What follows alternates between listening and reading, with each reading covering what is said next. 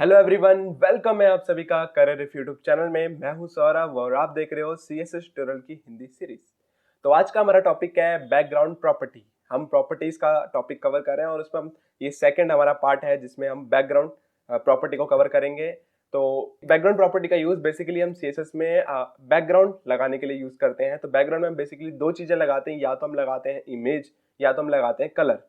तो कलर तो मैं आपको इससे पिछली वाली वीडियो में बता चुका हूँ कि कैसे हम जो है बैकग्राउंड का कलर चेंज करते हैं। तो आज हम बात कर लेंगे कि बैकग्राउंड इमेज कैसे लगाएंगे और कैसे उसको एडजस्ट करेंगे। तो बेसिकली हम बैकग्राउंड इमेज को एडजस्ट करने के लिए कुछ प्रॉपर्टीज का यूज करते हैं, जैसे कि background position, background repeat, background attachment. ऐसी हम कुछ प्रॉपर्टीज का यूज करते हैं, तो उनको हम एक एक करके कवर करेंगे। तो चलते हैं उसके लिए विजुअल स्टूडियो कोड पर।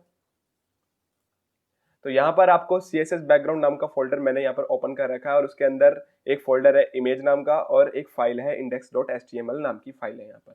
और यहाँ पर मैं इमेज फोल्डर के अंदर मैंने दो इमेज रखी हैं, 1.jpeg 2.webp करके दो इमेज है। ठीक है, तो हम पहले अपनी HTML फाइल ओपन कर लेते हैं। तो आप देख सकते हैं यहाँ पर HTML की बेसिक कोडिंग कर रखी है। यहाँ बॉडी टैग के अंदर मैंने एक डिवीजन टैग बनाया है और डिवीजन टैग के अंदर एक हेडिंग बनाया है जिसके अंदर लिखा है हेलो एवरीवन। ठीक है, और आप देख सकते हैं यहाँ पर हेड टैग के अंदर मैंने कुछ भी नहीं लिखा है। तो आज हम जो बेसिकली अपना CSS यूज करेंगे, एक्सटर्नल CSS का तरीका यूज करेंगे हम। अभी तक हमने इंटरनल CSS का यूज कर रहे थे जिसमें हम इस हेड टैग के अंदर अपनी CSS को लिख रहे थे। ठीक है, और उससे पहले HTML के जो ट्यूटोरियल चल रहे थे उसमें हम टैग के अंदर जो CSS लिख रहे थे वो हमारी इनलाइन CSS थी। तो हमने इनलाइन CSS भी करके देख चुके हैं और इंटरनल CSS को भी करके देखा है, पर ज्यादातर जो यूज होती है वो तो एक्सटर्नल CSS है, उसको हमने अभी तक एक बार करके भी नहीं देखा। तो हम अब से जो है अपनी CSS एक्सटर्नल तरीके से ही लिखेंगे, मींस एक्सटर्नल CSS एक फाइल क्रिएट करेंगे बाहर, मतलब इस डॉक्यूमेंट से बाहर। तो मैं यहाँ पर इसी फोल्डर के अंदर एक फाइल क्रिएट करता हूँ जो कि होगी हमारी CSS की फाइल। मैं यहाँ पे लिखता हूँ बैकग्राउंड .css। हाँ, एक और बात याद रखना कि जो हम CSS की फाइल बनाएंगे उसका एक्सटेंशन .css से होना चाहिए। जैसे हमारी HTML फाइल का एक्सटेंशन जो होता है यहाँ पर आप देख सकते हैं .html से है। ठीक है, तो ऐसे ही इसका जो CSS फाइल है हमारी, उसका जो एक्सटेंशन है वो .css से होना जरूरी है। तो ये हमने न्यू फाइल क्रिएट करी। तो हम जो है यहाँ पर एक्सटर्नल तरीके से अपनी CSS को अप्लाई करेंगे अपने इस वाले HTML फाइल में। ठीक है, तो जैसे कि आज का हमारा टॉपिक है बैकग्राउंड प्रॉपर्टी। सबसे पहले हम बैकग्राउंड में कलर लगाना देखते हैं। तो यहाँ पर हम जो बैकग्राउंड प्रॉपर्टी है वो तो या तो हम किसी डिवीजन में या तो किसी सेक्शन में किसी भी एलिमेंट में हम बैकग्राउंड लगा सकते हैं। बट हम यहाँ बात करेंगे आज पूरे बॉडी टैग की। तो बॉडी टैग क्या रिप्रेजेंट करता है? हमारा पूरा documented part, means main part जो हमारा रिप्रेजेंट करता है, मैंने आपको बताया बॉडी पार्ट रिप्रेजेंट करता है। तो हम जो बैकग्राउंड लगाएंगे बॉडी में लगाएंगे तो पूरे डॉक्यूमेंट में हमारा बैकग्राउंड एक लग जाएगा। ठीक है, तो यहाँ पर इसलिए हम इस CSS फाइल में हम लिखेंगे बॉडी। तो हमने सेलेक्ट कर लिया अपने बॉडी एलिमेंट को और इसमें हम बैकग्राउंड पहले कलर चेंज करके देखते हैं। तो बैकग्राउंड कलर के लिए मैंने पिछली वीडियो में आपको बताया था, उसके लिए हम बैकग्राउंड कलर लिखेंगे और मैं यहाँ लिखता हूँ रेड। ठीक है, इसे हम Ctrl+S कर लेते हैं। तो यहाँ पर क्रोम में हम प्रीव्यू देखेंगे तो यहाँ पर जो वो हमने लिखा था नॉर्मल हेलो एवरीवन हेडिंग के अंदर, वो यहाँ पे शो हो रहा है। मैं इसे रिफ्रेश करता हूँ तो देखिए कोई कलर चेंज नहीं हुआ। क्यों नहीं हुआ? क्योंकि हमने CSS तो लिख दी, यहाँ कोई गलती नहीं है, हमारे से कोई गलती नहीं हुई है यहाँ पर। बस एक चीज रह गई यहाँ पर कि हमने इस HTML फाइल को इस CSS फाइल से अभी तक लिंक नहीं किया है। तो लिंक कैसे करते हैं? उसके लिए हम HTML में इस हेड टैग के अंदर, ये देखिए हेड टैग है, इस हेड टैग के अंदर हम लिखेंगे एक टैग जिसका नाम होता है लिंक। तो हम लिंक टैग का यूज करेंगे। लिंक टैग के अंदर हम लिखेंगे REL, रिलेशन बताएंगे उस CSS फाइल का। तो वो कौन सी फाइल है? रिलेशन में हम लिखेंगे relation is equal to style sheet. Relation कैसी है? स्टाइल शीट है हमारी वो वाली फाइल। और उसके बाद हम लिखेंगे टाइप। तो वो जो हमारी फाइल है जो हम जिसको लिंक कर रहे हैं इस HTML फाइल से, उसके टाइप क्या है तो वो भी हम यहाँ पे मेंशन करेंगे। टाइप है उसकी, उसमें हमने लिखा है टेक्स्ट और क्या लिखा है? CSS लिखा है उसमें। तो ये हमारी टाइप है CSS फाइल का। उसके बाद हम उस फाइल का लिंक देंगे कैसे? href लगा के is equal to double quote के अंदर हम लिखेंगे उस फाइल का नेम। तो बेसिकली अगर आपकी फाइल सेम फोल्डर में है, जैसे कि ये index.html और ये background.css जो दोनों फाइल है हमारी एक ही फोल्डर के अंदर है, CSS बैकग्राउंड के अंदर है। अगर मेरी ये फाइल किसी और फोल्डर में होती तो मैं पहले यहाँ पर मेंशन करता उस फोल्डर का नेम, फिर हम फाइल का नेम मेंशन करते हैं। पर मेरी यहाँ फाइल सेम फोल्डर के अंदर है, इसलिए मैं यहाँ पर डायरेक्ट जो है फाइल का नेम मेंशन कर सकता हूँ। तो मेरे को सजेशन में ही आ रहा है यहाँ पर background.css वो लिखूंगा, तो ये हमारी फाइल अब लिंक हो चुकी है। अब हमारी जो CSS की फाइल है वो हमारे HTML फाइल से लिंक हो चुकी है। अब मैं क्रोम में जाके रिफ्रेश करता हूँ, तो देखिए बैकग्राउंड में कलर लग गया हमारा रेड। ठीक है,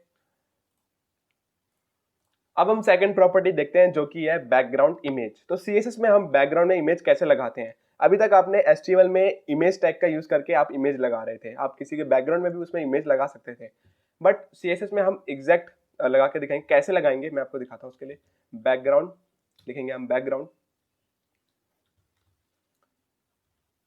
इमेज। ठीक है, मैंने लिखा यहाँ पर बैकग्राउंड इमेज, और यहाँ पर हम उसके बाद लिखेंगे URL, फिर हम लगाएंगे पैरेंथेसिस, और उसके अंदर हम डबल कोट के अंदर अपनी इमेज का रूट या मतलब जो लोकेशन है वो बताएंगे। तो यहाँ पर मैंने इसी फोल्डर के अंदर CSS बैकग्राउंड जो ये फोल्डर है, इसके अंदर मैंने एक और न्यू फोल्डर क्रिएट कर रखा है, इमेज फोल्डर। तो मैं यहाँ पर करूँगा डबल कोट के अंदर लिखूंगा पहले इमेज, देखो सजेशन में आ गया, और फिर स्लैश। ठीक है, स्लैश लगाने के बाद हम लगाएंगे इमेज का नेम देंगे। ठीक है, ये फोल्डर का नेम हो गया, ये इमेज हमने जो लिखा फोल्डर का नेम हो गया। उसके बाद स्लैश लगाया, स्लैश लगाने के बाद हम जो है अपने इमेज का नेम देंगे। तो मैंने यहाँ पर दो इमेज सेव कर रखी है। मैं यहाँ पर पहली इमेज लगाऊंगा 1.jpeg। ठीक है, ये हमने इमेज लगाई। मैं Ctrl+S करता हूँ, क्रोम में जाते हैं, यहाँ रिफ्रेश करते हैं तो आपको एक इमेज दिखी होगी।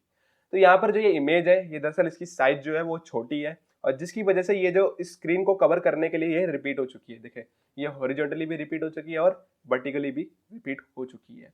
तो हमारे पास इस रिपीटनेस को कंट्रोल करने के लिए मैंने जैसे आपको बताया कि बैकग्राउंड की इमेज को एडजस्ट करने के लिए हम डिफरेंट और भी प्रॉपर्टीज का यूज करते हैं। तो वैसे ही हम इस रिपीटनेस को कंट्रोल करने के लिए एक और प्रॉपर्टी का यूज करते हैं जो कि है बैकग्राउंड रिपीट प्रॉपर्टी। ठीक है, उसको भी हम देख लेते हैं। तो यहाँ इमेज के बाद नीचे हम लिखेंगे बैकग्राउंड रिपीट।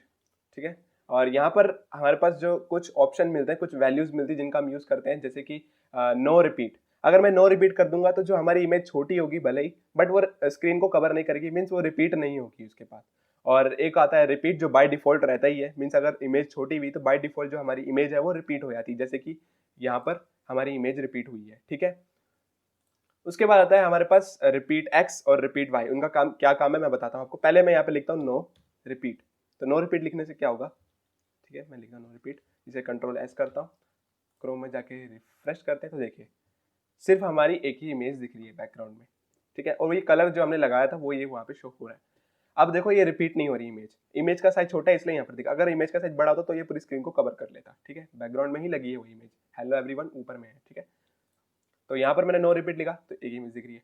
अगर आप चाहते हो कि आपकी जो इमेज है वो खाली एक्स एक्सिस पे ही रिपीट हो, तो उसके लिए हम लिखेंगे रिपीट डैश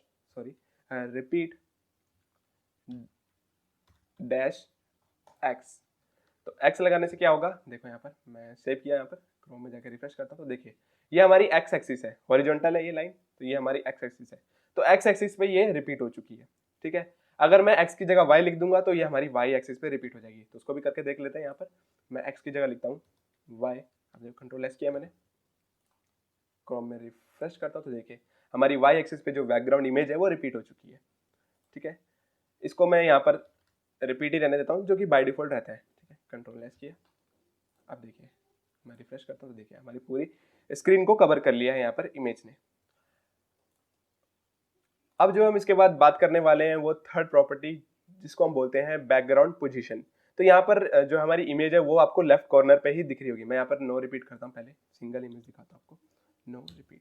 ठीक है, Ctrl+S किया, क्रोम में जाके रिफ्रेश करता हूँ तो यहाँ पर देख रहे हो आप इमेज जो है हमारी लेफ्ट साइड पे है। तो इसका जो हम पोजीशन भी चेंज कर सकते हैं।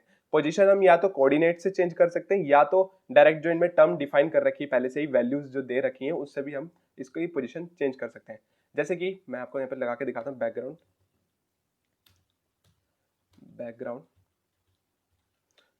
उसके बाद हम लिखना है पोजीशन। तो बैकग्राउंड पोजीशन लिखा मैंने, और उसके बाद देखिए यहाँ पर कई सारे आपको ऑप्शन मिल रहे हैं यहाँ पर, bottom, centre, left, right, top, unset. ठीक है, मैं अगर बॉटम लिखता हूँ यहाँ पर, Ctrl+S किया, तो आप इमेज देखना, इमेज की जो पोजीशन है वो चेंज हो चुकी है। ऐसे ही मैं यहाँ पर लिखता हूँ, सॉरी, यहाँ बॉटम की जगह मैं लिखता हूँ राइट। ठीक है, Ctrl+S किया, तो क्रोम में जाकर रिफ्रेश करता हूँ तो देखिए हमारी इमेज चली गई राइट की तरफ। ठीक है। तो हम बैकग्राउंड की पोजीशन भी चेंज कर सकते हैं। और एक और तरीका है बैकग्राउंड की पोजीशन को चेंज करने का, हम या तो कोऑर्डिनेट डिफाइन कर सकते हैं। जैसे कि मैं यहाँ पर एक्स एक्सिस पे मतलब लेफ्ट साइड से मैं रखता हूँ इसको 500 पिक्सल और फिर से हम लिखता हूँ मैं 500 पिक्सल। तो ये दरअसल मैंने एक्स और वाई के कोऑर्डिनेट यहाँ पर बताए हैं, ठीक है। मैं इसे कंट्रोल एस करता हूँ, क्रोम में जाके इसे रिफ्रेश करता हूँ, तो देखिए इमेज हमारी कहाँ पे जाके चली गई। तो हम जो है एक अपनी इमेज को परफेक्ट जो पोजीशन में रखने के लिए बैकग्राउंड में बैकग्राउंड पोजीशन प्रॉपर्टी का यूज कर सकते हैं, और उसके साथ साथ हम उसमें कोऑर्डिनेट डिफाइन करेंगे तो एकदम परफेक्ट जगह जो अपनी इमेज को रख सकते हैं जहां पर आप रखना चाहते हैं। तो ठीक है, तो ये था हमारी बैकग्राउंड पोजीशन प्रॉपर्टी का काम। तो ये मैंने आपको बस एक एग्जांपल बताया, यहाँ पर परफेक्ट तरीके से मैं करके नहीं दिखा रहा कैसे जो है हम मतलब एकदम परफेक्ट पोजीशन में कैसे रखेंगे। बट आप जो है कोऑर्डिनेट्स को थोड़ा ऊपर नीचे करेंगे तो आप उसको बिल्कुल सेंटर में भी ला सकते हैं। जैसे ये वाई एक्सिस है, मैं इसको कम कर दूं थोड़ा, मैं इसे करता हूँ 200 पिक्सल, कंट्रोल एस किया तो देखना इमेज थोड़ी ऊपर आ जाएगी। मैं इसे रिफ्रेश करता हूँ तो देखिए अब लगभग आ चुकी है सेंटर में इमेज, ठीक है।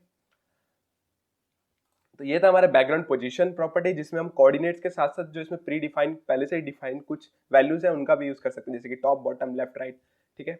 अब हम बात करते हैं बैकग्राउंड अटैचमेंट की। तो उसके लिए हमें पहले यहाँ पर जो ये HTML की फाइल है, यहाँ पर मैं एक और पैराग्राफ क्रिएट करता हूँ समझाने के लिए क्यों मैंने यहाँ पर पैराग्राफ क्रिएट किया, मैं आपको वो भी बताऊंगा। तो मैंने यहाँ पर मैंने नोटपैड में टेक्स्ट सेव कर रखा है, इसको मुझे पेस्ट करना है। कुछ नहीं है, नॉर्मल सा ये टेक्स्ट जो है हमने पैराग्राफ, बहुत सारे पैराग्राफ टैग बनाए और उसमें हमने टेक्स्ट लिखा हुआ है, ठीक है। तो इसको मैं कंट्रोल एस करता हूँ तो होगा क्या, क्रोम में से रिफ्रेश करता हूँ तो देखिए बहुत सारी टेक्स्ट आ चुका है, जिससे जो है हमारा डॉक्यूमेंट जो है थोड़ा बढ़ गया है। यहाँ पर हमारा डॉक्यूमेंट का कंटेंट थोड़ा बढ़ चुका है। तो कंटेंट बढ़ाने के लिए मैंने ये सब पैराग्राफ टैग लगाया और उसमें ये टेक्स्ट लिखे है, ठीक है। तो इसका कुछ ज़्यादा काम नहीं था। यहाँ पर अब जो हम अगली प्रॉपर्टी समझेंगे वो है बैकग्राउंड अटैचमेंट। उसका काम क्या है मैं लगा के दिखाता हूँ। बैकग्राउंड अटैचमेंट, तो यहाँ पर हमारे पास दो वैल्यूज हैं, पहली आती है फिक्स्ड, दूसरी आती है स्क्रॉल। तो समझ गए होंगे आप स्क्रॉल से कि वो क्या कैसी ये प्रॉपर्टी, किस तरह की ये प्रॉपर्टी होगी। तो यहाँ पर मैं पहले लिखता हूँ फिक्स्ड, कंट्रोल एस किया मैंने, क्रोम में जाके इसे रिफ्रेश करते हैं तो देखिए अब मैं यहाँ पर जो है स्क्रॉल करूंगा, माउस से मैं स्क्रॉल कर रहा हूँ तो देखिए टेक्स्ट हमारा स्क्रॉल हो रहा है, बट जो हमारी बैकग्राउंड में इमेज है वो एकदम फिक्स पोजीशन में है। देख रहे हो आप, मैं इसे स्क्रॉल कर रहा हूँ, ये हमारा टेक्स्ट स्क्रॉल हो रहा है, बट जो हमारी इमेज है वो एकदम परफेक्ट जो है उसी पोजीशन में, वो हिल भी नहीं रही है, ठीक है। तो ये होता है हमारा बैकग्राउंड अटैचमेंट का प्रॉपर्टी। तो अटैचमेंट मीन्स कैसी अटैचमेंट होगी, फिक्स होगी कि स्क्रॉल होगी। अगर हम स्क्रॉल करें तो इमेज भी स्क्रॉल होनी चाहिए, उसके लिए हम क्या करेंगे, फिक्स की जगह लिख देंगे स्क्रॉल, ठीक है, सॉरी स्क्रॉल। और इसे कंट्रोल एस करता हूं मैं, क्रोम में से रिफ्रेश करता हूं तो देखिए मैं अब देखो स्क्रॉल कर रहा हूं तो इमेज भी हमारी स्क्रॉल हो रही है, ठीक है। तो ये है हमारी बैकग्राउंड अटैचमेंट प्रॉपर्टी। आज के लिए बस इतना ही। बाकी की जो बैकग्राउंड की प्रॉपर्टीज बच गई हैं कुछ, जैसे कि background size, background origin, background clip, तो इन सब प्रॉपर्टीज को हम अगली वीडियो में कवर करेंगे। आज के लिए बस इतना ही। और अगर आपको ये वीडियो समझ में आई है तो यार लाइक कर देना, अगर कुछ समझ में नहीं आया तो कमेंट सेक्शन में आप पूछ सकते हो मुझसे, तो मैं अगली वीडियो में जरूर बताने की कोशिश करूंगा, ठीक है। तो मिलते हैं अगली वीडियो में, तब तक के लिए धन्यवाद।